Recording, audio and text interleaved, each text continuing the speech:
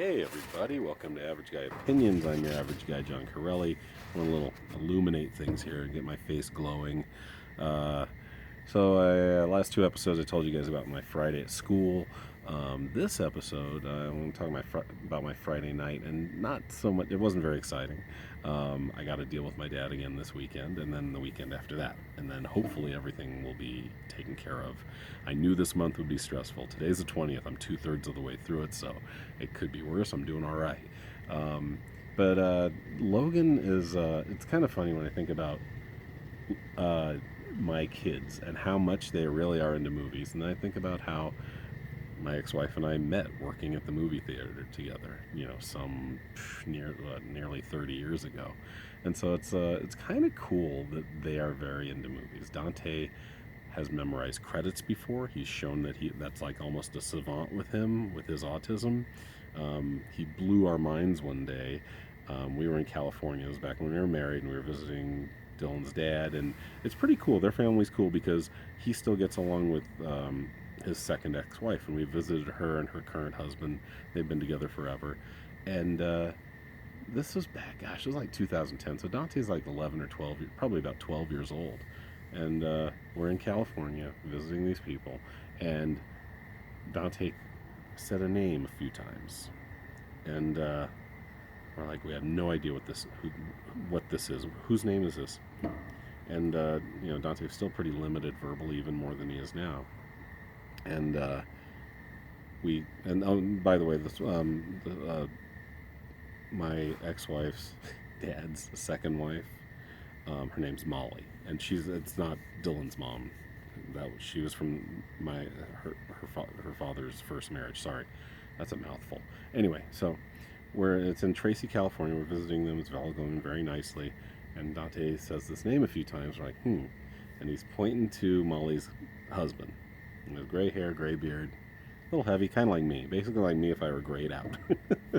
and all right, okay, and then we're trying to figure it out, and Google was around. It wasn't as powerful as it is now. We're like, well, let's Google the name. So we Googled the name, and this guy looks exactly like this man. I can't remember his name. Can't remember Molly's husband's name. But it was this guy. I don't know how Dante knew what he looked like, but this guy was like in the production credits of a movie that Dante would watch the credits of all the time. And I was like, whoa. It hurt my head. I was like, wow, this kid somehow found out what this guy looks like, memorized it, and then when he saw a guy looked like him, told him that. I was like, that's when that may have been a turning point for me as far as educating kids in this realm. I'm not trying. I don't want to keep talking about school because I know it's all I've talked about this week. It did. It was a big turning point for me, saying, okay, these kids have gifts. Every person has gifts, and if you find those gifts and can make these kids use them to their advantage, it's a big leg up for them. Anyway, so what I wanted to talk about really was movies and how important they are. Like I said, these kids wouldn't exist if it weren't for a movie theater that my ex-wife and I met at, and eventually got married, and eventually had these children. But I wanted to talk about. I was watching Ratatouille tonight with Logan, which may be my favorite animated film. It's amazing, and it has a part in it, and this is what I really want to talk about, is parts in films that make me cry. Maybe it's because I got teary-eyed at the end of the last episode talking about the kid I worked with on Friday afternoon. But there's a part in Ratatouille, and if you've seen it, you probably remember it, where the food critic, his name is Anton Ego, and all of those scenes with Anton Ego are hilarious and dark and funny. I mean, his office is shaped like a coffin, and the front of his typewriter looks like a skull, and he's thin and gaunt and just very dark, and he dresses dark, and he talks dark, and he's got circles under his eye, and he's just a dark human being, and he's a food critic, so it's perfect. And so, when they serve him the ratatouille and he eats it, and it's just such a well done scene. And he takes a bite, and all of a sudden they do the pull away, and next thing you know, it's his child and his mother serving him ratatouille, and that's him enjoying the ratatouille. and so this food has triggered something in his brain that's amazing. And then they go back to modern times, and then and he's just like, and he's got his pen that he writes his critiques down with, and it just does the slow motion fall. And for an animated movie, it's such a brilliant piece of artwork that I don't cry because I don't think I cry because it hits me emotionally, the scene itself. It's just so well done. It's like you see maybe the Mona Lisa, and I've seen the Mona Lisa, it didn't make me cry, but you see maybe a work of art, and it doesn't necessarily have to connect with you emotionally, but it's so well done, and you understand the passion that was involved, you understand the work that went in, and the beauty of that vision. And it really does. I tear up every time. I don't like lose it, but it really is. I tear up every time that scene comes on. And it's just a great animated film. And like I say, maybe the best one in my opinion. It's definitely a top five. Um, so yeah, so let's talk about a couple of movie things that make me cry. I don't know why I went here, but it was just something that happened tonight, so I guess it triggered me thinking about this. Um, Dead Poet Society. Two scenes in that movie make me cry. The first one, whenever there's a scene in a movie, a coming of age scene or a self discovery scene, those ones hit me hard. And so that was the big one in Dead Poet Society. The first one where Robin Williams is trying to get through to Ethan Hawke's character. Because Ethan Hawke's a closed up guy and he doesn't want to be in this poetry class, and he really probably doesn't even want to be at this preparatory school, and he's like the new kid, and everything scares him, including life.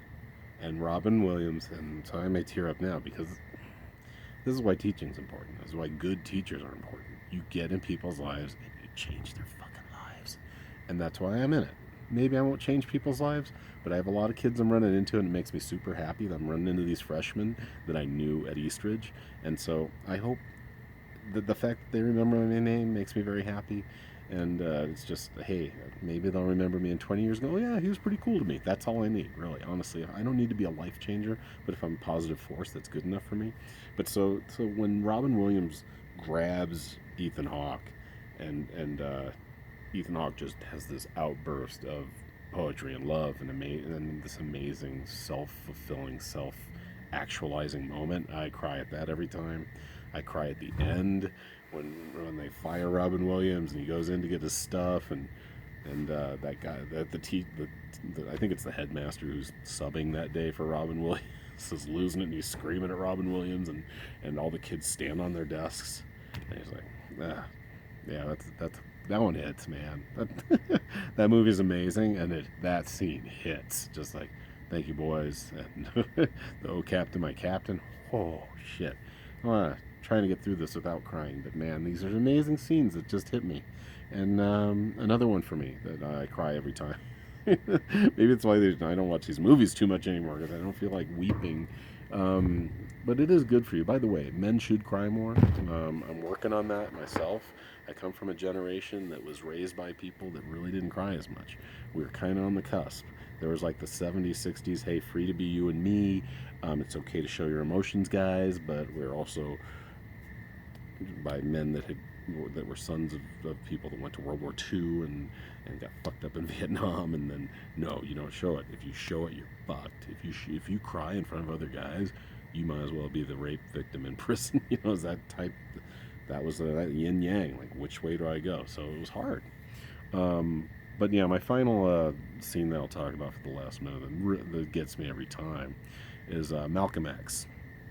For one thing, Denzel Washington should have won the Oscar, hands down, that year. Instead, they gave it to Al Pacino for Hoo-ah!